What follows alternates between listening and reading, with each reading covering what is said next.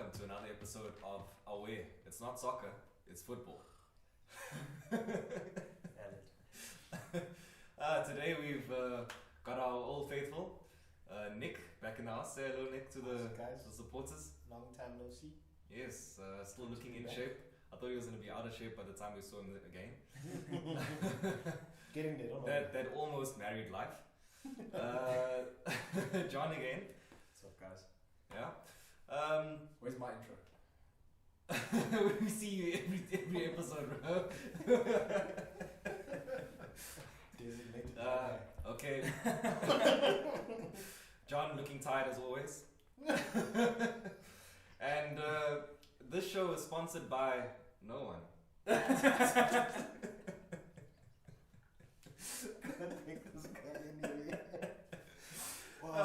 Thank you for joining us once again.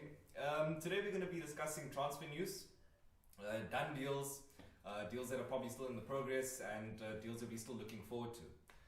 So let's get into it. Nick, you want to start with a player that you actually quite think is a shrewd signing so far, whether it's for United or for any other team for that matter? So there's been a few that I've really liked. The Tchouameni transfer that to Real Madrid, I think he's going to fit in nicely with that squad, especially with the couple of signings that they made last year.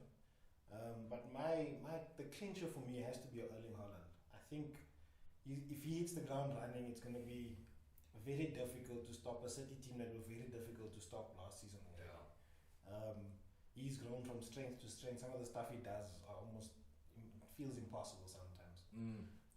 So to see him in the Premier League will be nice. Test him properly. Hopefully we test him properly. But yeah, I think for the money they paid for him as well, still at 21, prolific goal scorer. I think that's all that City needed to add to this team that they've got already. So yeah, I think they'll be a force to be reckoned with again. I don't think anyone's going to knock them off their perch. Yeah, proper specimen of a player. What do you think, John? I can see you're already giving away the league here. Yeah, it's tough, man.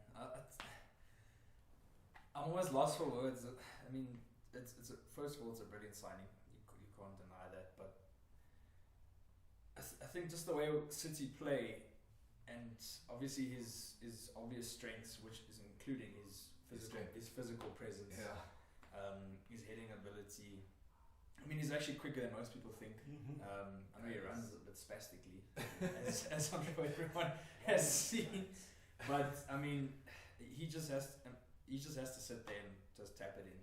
Yeah. The way City play, the way they've been playing, De Bruyne is still there. Obviously, there's rumours Bernardo's on his way out. But I mean, I think I wouldn't be surprised. And, I know a lot of people have this thing, especially in the Premier League. A lot of strikers come to the Premier League and struggle, especially in their first season. Yes. But I think with his ability and the way City play, I don't think he's going to struggle. I don't think he's going to be outrageous and score like maybe a 35 or 40 goal season. I don't think that, but he'll definitely probably score a minimum of 20 goals a season. And with all the other goal scoring threats they have in the team, it's scary just to think what's going to happen. 20 in the Premier League or all competitions? No, just in the Premier League. Okay, yeah.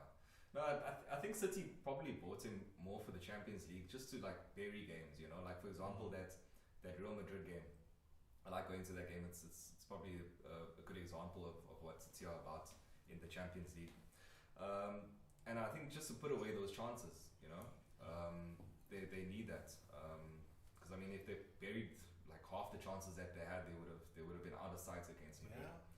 So I think they're more bought in for the Champions League, because the Premier League they always do a job there, and they don't necessarily have players that outscore like others, like an Aguero used to do, kind of thing. So I think each member in the team probably contributes quite a bit, because I'm sure like Bernardo Silva / Sterling / Jesus over the last few seasons have been their top goal scorers rather.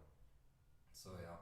I think a signing for me is Gabriel Jesus. Sticking with City.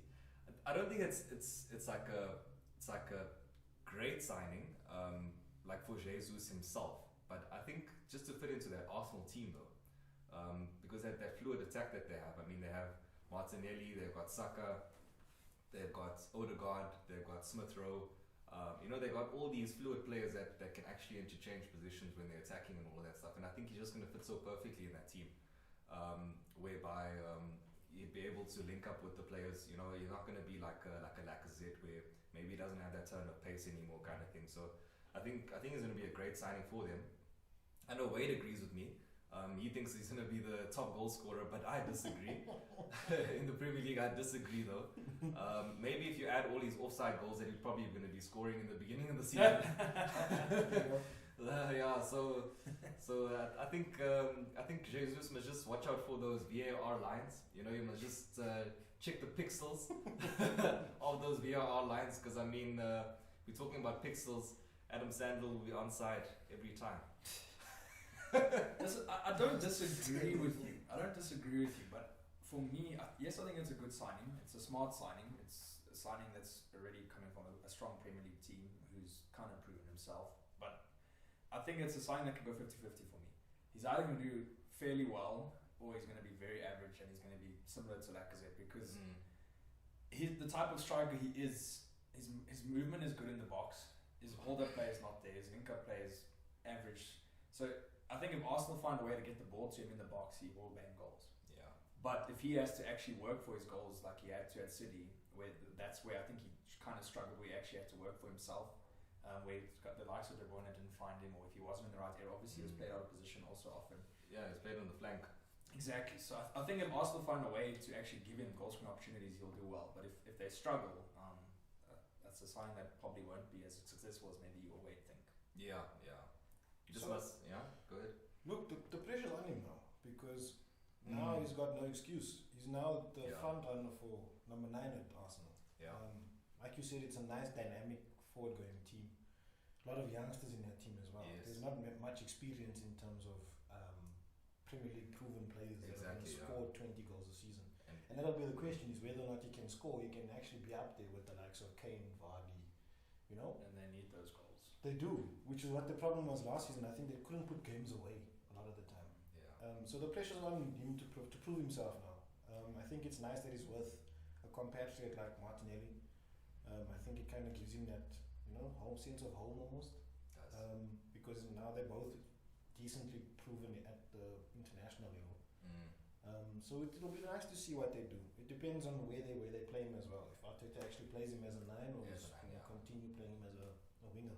Yeah, but I think they have a lot of options though, because I mean, if he does play on the flank, I mean, where's Saka going to play in the number 10 position? But that's where Odegaard / Smith Rowe is. So Yeah. So that's where my argument comes in.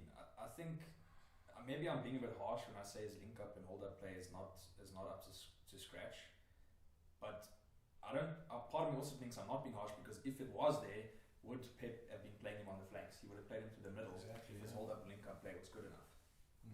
yeah, fair enough. But then you're choosing between Phil Foden and Jesus, and I mean, Yeah. you're gonna pick Phil Yeah. Foden every day of the week. Yeah, there's not much of a debate Yeah. there. I mean, It's not realistic. let's just hope Gabriel Jesus doesn't pop the ball with those sharp cheekbones of his. It's very sharp, right? When he smiles, the thing looks like it's a boom in the eye. Now let's go on to the next segment. What about my sign? Do we really care what John Oh. thinks about? I'm joking. Is it like what? Is it what Nick says? Because I'm the token white boy. It's because John talks so much about our own signings. John, sorry. A good signing for me so far is Basuma to Spurs. I think Spurs are actually buying very wisely this season. I don't think they're going for marquee signings, although obviously what's the name from Everton is quite a big signing. Richarlison. I wouldn't say it's a brilliant signing. I think it's a good signing. I think he can play a part, especially on the right, to help obviously Son and Kane out. But I think Basuma, very underrated. Brilliant at Brighton for the last 2 seasons, if I'm being honest. One of the best central defensive midfielders in the league. Yes. I think top 3. Yeah. It's not too much of a stretch. Very good defensively. He's very good bringing the ball up from the back as well. His balls between the lines is also very good. He starts play from the back quite quickly as well. Yeah. It's something, if United signed him, I'd be very, very, very chuffed about it. But for me, I think Basuma is quite a standout, and I think he'll have a good season. I really think he do. Definitely. I think a sign of a good CDM, as we've spoken about before with Casemiro and Kante, is the balls between the lines, getting the play started once you win the ball back, make those interceptions, etc. So I think it's a great signing for them, and at least now probably Højbjerg will be playing a little bit further forward during the attack a bit more, maybe get a few shots off. I think he has quite a good shot in him. And Dyer will have protection. What do you think of the signing, Basuma? I think I've liked him for a long time. I've said for a while that United should be looking at him. Yeah. I think he should have. I think Spurs are in that phase where they're not sure where they are. They're not sure if they're challenging for top three or even the league. They don't look like they're going to be consistent yet. And I think the signings, like John was saying, they've made some decent signings that could maybe push them in the right direction. Perisic as well. Some experience as well. And looking at what Son did last year, take some pressure off him with the Richarlison signing. Extra support at the back there. So Bissouma, I've liked him for a long time. I think he's a quality midfielder. I think it just depends how the Spurs team gets worked, I suppose. How they try and play, I suppose. Yeah. Because his quality, if you play to his strengths, I think he can do a lot of good things for them. And Conte is that type of manager. He likes to buy players that are reliable. He likes to get players that he knows are going to give him a 7.5 out of 10 week in, week out. Yeah. And when he has those kind of players, that's when he kind of works his magic. Especially if he's still, now that they've managed to keep Kane, and obviously Son doesn't seem to be leaving. I think it's signed a new deal or something as well. I wouldn't be surprised if Spurs have quite a Decent season. I wouldn't be surprised. If they finish third, I think it's a good season. That Conte factor. And you were saying about hard-working players, that 7.5 out of 10 every week is really what you want in the Premier League. That consistency. You look at Richarlison. Richarlison doesn't stop running. When he was playing for Everton, he makes tackles. He reminds me of Tevez back in the day. Sometimes he does go a little bit over the edge with getting sent off and stuff, but sometimes you need that edge in a player, you know. But I think Conte will be able to contain it though. That passion. Also, what would be nice for him is that Everton were relying a lot on him last season because Calvert-Lewin got injured. Now he doesn't have to score the goals anymore. You know, it's almost like now he's just there to create. Because you've got Son and Kane in the team, you don't have to be the one trying to. You know, the pressure's not on you to create goals all the time. Exactly. Yeah. Bit more freedom. So I think it's good. We'll see. No, great. On to the next segment, John. Nothing else, eh? On to the next segment. We're going to discuss players that we feel, have made quite a lot of noise with their transfer, and I think we can start with Pogba, guys. I mean, you take it away. Do we have to? It's closer to home. So sad. Do we have to? Do you want to? I mean, do you want to start? Look, it's really sad. I don't understand what Man United have so many issues though. So we let him go for free first. Then we bought him for ridiculous amount of money. Didn't do what he was supposed to do in many regards. And now we let him go for free again. So it's just a really sad saga, and I just feel like he hasn't conducted himself in the best way. It's quite sad to see a player that I really enjoyed watching. You know, I enjoyed him, the videos in the training rooms, the changing rooms. Watching him on the field, when he was on, he was brilliant, you know. But it just didn't. And now this transfer it hasn't done good things for United, you know. Yeah.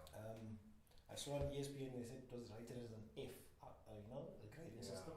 Wow. It was an F for United, yeah. So John, looks like you have a lot to say, but also you don't want to say anything. Yeah. It's tough for me. From the day he came back, from the day he left, I think I was just like grade 11 when he left, and I kept quite a close eye on him because I saw the potential talent he had when he was still under Fergie. And I was pretty upset that he left. Extremely happy when he returned. Like you said, it was a ridiculous amount of money, but honestly at the time I thought it was worth it. The player we were getting. And I've never been one of those United fans that kind of turned my back on him because of the off-field antics. Because I knew the amount of ability and talent he had, and yes, he got his fair amount of criticism, just like every other player should. But I also thought it went a bit overboard a lot of the times because a lot of the blame went to him just because of his price tag, where other players around him weren't performing, even close to his level, even though. So it's quite obvious to see the amount of talent that man has in his boots. it's a ridiculous amount. And yes, I think United failed him in a certain perspective because we didn't buy the type of players that would allow him to flourish, like he did at let's say Juventus at the time when he was there. Yeah. But also at the same time, he also failed us in a sense where some of his performances, consistency wasn't there. Taking your frustration out there, bro. Apologies. But like I said, it's tough for me because I've always liked him and I always knew how good he was. But my last straw was this Pog documentary or Pogmentary, whatever the hell it was. You can't tell me a club offering you 290 to 300,000 pounds a week, and you can't tell me that's not enough. Or you can't tell me a club that's wanting me, they're clearly not showing it. But then you go to Juventus for half of that.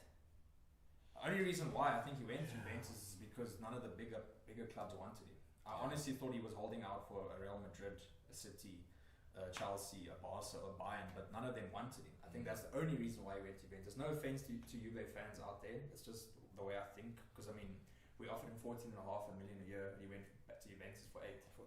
And he's gone back to Juventus squad that might struggle this season, you know. So after this documentary, saga and him going to Juventus, I'm completely over it now. Yeah, I think there's a fine line between a nostalgic decision and having nowhere else to go. Exactly. Yeah. Just on that, you're talking about the fact that Real Madrid, they actively went for another Frenchman, you know? It's almost his understudy that they've chose to invest in over him. Chouameni is literally in the French squad with him. Yeah. You know? But I think that's what's happened is a result of his time at United. I think bigger clubs don't know what they're going to get regarding him. They're either going to get his brilliance or inconsistency and off-field antics, you know. Yeah. I know obviously his agent passed away and whatnot. That might change off-field stuff, but you know that's it for me. Sorry. Yeah, but I'd like to see it from the perspective of the player that Juventus are going to get. I think he's going to be comfortable. He's going to feel back at home, you know, because he played fairly well there, which was the reason why United bought him. And I think he's gonna do well with Chiesa coming back from injury, and I believe that Juventus have permanently signed Chiesa. So on that 2-year loan deal that he had with them from Fiorentina. So I think you'll be able to have that link up play with him. You know, long balls in behind, whatever it might be. And have Vlahovic as well. Don't forget him. Yeah, he had yeah. a good season last year. Definitely. You see, like as a football purist, how good he can be, I want to actually see that play. Yeah. I want to see Pogba at his best, always. like what he is for France. Yeah. I would love to see it, but Thank goodness Juventus just about made it back into the Champions League, so at least we'll be able to see maybe what he can do, you know, in the Champions League and Serie A. Maybe they'll try to push for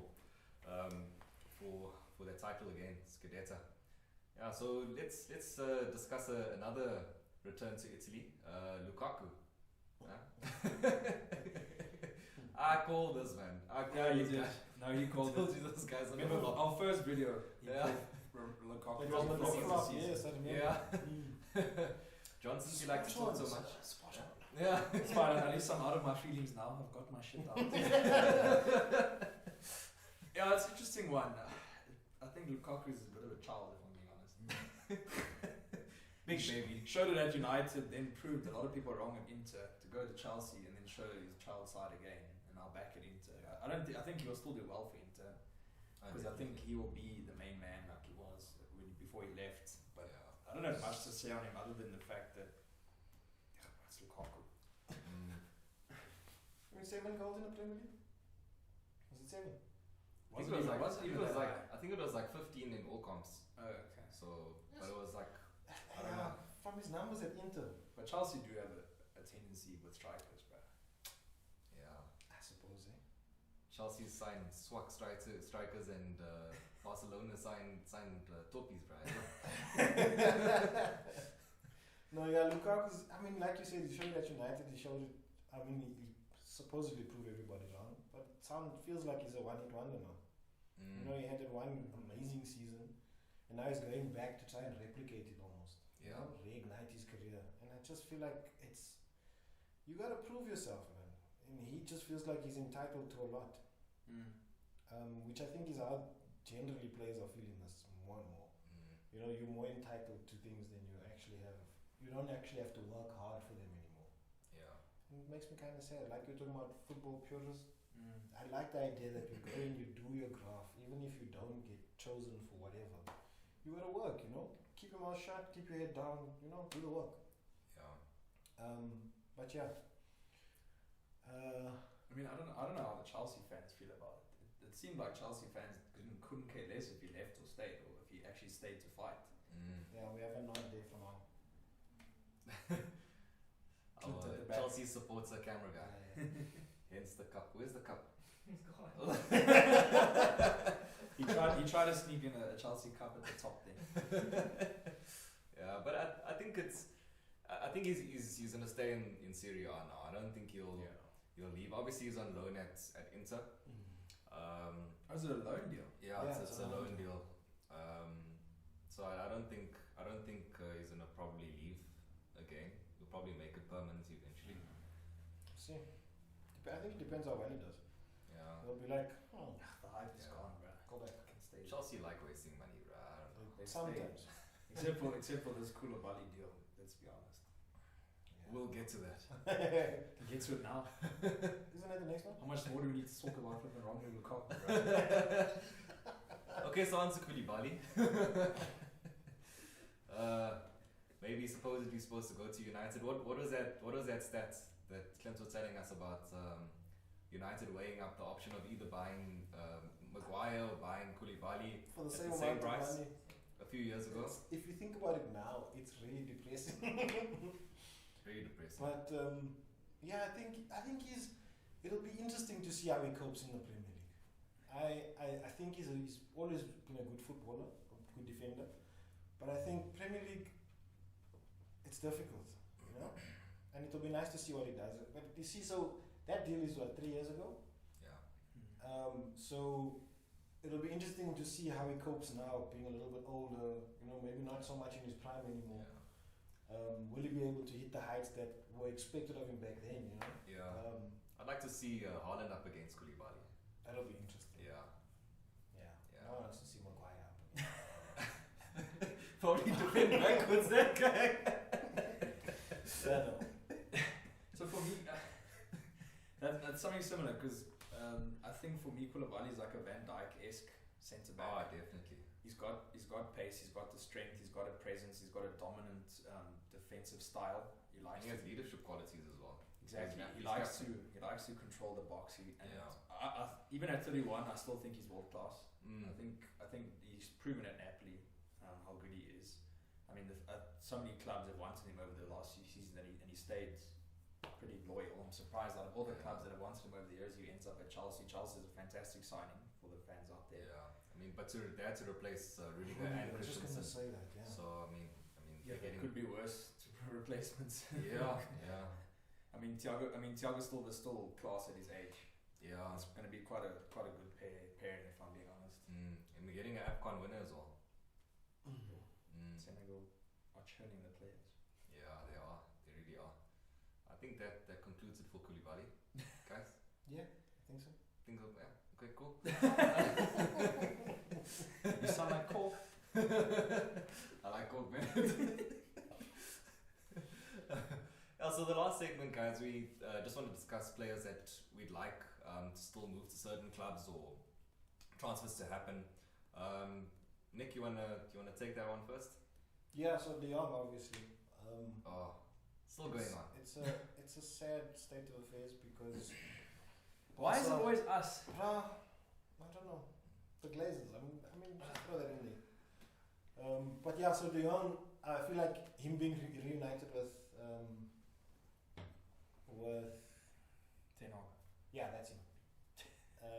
It'd be nice to see that. I mean, it was Van de Beek and De Jong at the heart of the midfield that Ajax took to the semi-final, if I'm not mistaken. It was a heartbreak by Tottenham that year. Lucas Moura. Yeah, so I feel like if he hits the ground running, if he comes, so I'd like to see him in a team. I'd like to see that combination. Looking at what Ten Hag's been doing in the preseason already, I feel like we headed in the right direction, but I think there's a lot of things that need to change. And if De Jong comes into a team that's closer to where the Ajax team was back then, I think we might have a good season. Yeah. We definitely need a new midfielder, that's for sure. I thought we could have gone for Kessie. Basuma was another one. Was Yeah. not expensive. Calvin And Phillips. Now we're dragging our feet with this De Jong deal. So Phillips Yeah. to City for 42 million. yeah, but not bad either. So yeah, I really wish he comes and does well. You know. Definitely. I'll be short and sweet on this one for once. Oh, thank you. So for me, De Jong is the type of quality we need in our midfield at the moment. But obviously, there's all those questions that if he actually wants to come to United, a lot of the rumors say he doesn't actually necessarily want to leave Barca. Whether it's because they owe him wages or not is still up in the air. But for me, we need that quality. But if he doesn't want to come and he doesn't want to be a part of our project, it could end up being like another Pogba saga. It could end up being another Morgan Schneiderlin deal and things like that. And obviously, he's a lot better than someone like Schneiderlin, but it could be a short-term thing. Yeah. It might just be another season of McFred, the way it's Okay. how long it's taking just to get one signing over. Just the thing. accept it. And Barca still spending over 100 million on two players, Lewandowski and Rafinha. Where the hell are they getting that money from? That's a very good question. I think based off just on the piggyback off the De Jong signing, I think if that goes through, then Bernardo Silva could be going to Barcelona, Yeah. because then at least that can fund the deal with whatever money they've been finding. I don't know, scrounging around. I'd like to see Bernardo Silva go to Barcelona purely because I don't want to see such a hard-working player at City, because I think he does so much for that team. So I think it would be a huge loss for City to sell him to Barcelona, and I'd like to see that happen. I think the other signing is probably a sort of forgotten man, Dybala. You know, I think he's out of contract now. I think Roma are the front runners for his signature, and I think he just lost that gloss, that La Jora, that they used to call him in Turin. I think. Do you think Chiesa played a part in his wanting to leave Juventus? I don't think so, because Chiesa is more like a brutal out and out winger, and he's more of a nifty player kind of thing. No, I agree, but he obviously Dybala was kind of the main man for quite a while until obviously Chiesa came along. But I'm surprised he's still a free agent. Yeah. None of the big clubs seem to be that interested. Yeah, I know Roma and Inter speak now. But Roma, you're looking at a downgrade, a heavy downgrade. I mean, the project that he's buying into, though. Yeah. I suppose they but are the they're Conference League They're winners. not Juventus caliber. You're talking about Juventus at the same caliber as Bayern and your cities and your Barca's, not Roma. But yeah. I still think he'd be a good signing wherever he goes. Definitely. Any other signings you guys want to discuss before we wrap up? I like the Eriksen deal. Welcome, Christian. Yeah. Very good to see him back in the A smart signing for my club for once. Yeah, I think that 1 year at Brentford, or that 6 months rather, or whatever, half a season, just showed that he can still play football. No, great signing in my opinion. So I still think he's world class, and I think we can still get 2 good years out of him. Definitely. I think, and on that note, that's it for today's episode, guys. Be sure to like, subscribe, comment, and all the other things. all them other things. We'll definitely have another transfer show, and take care, guys.